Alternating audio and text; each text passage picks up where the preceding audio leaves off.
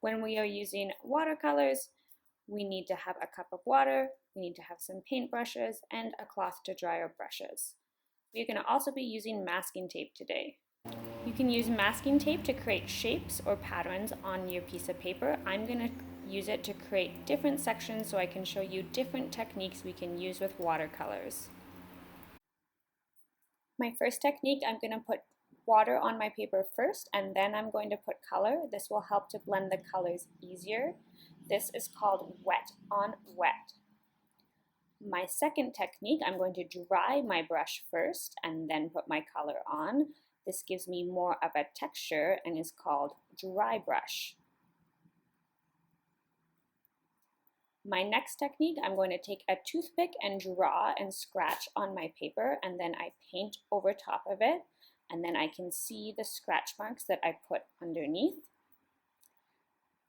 My next technique, I'm going to use an oil pastel and then paint over top of it. The paint will not go on the oil pastel because it's an oil pastel resist.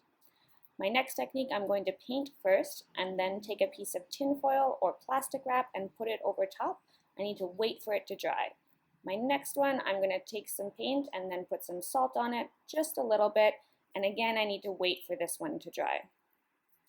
My next technique, I'm going to paint and then I'm going to take some nail polish remover and drop just little drops on top, and it will push the paint away.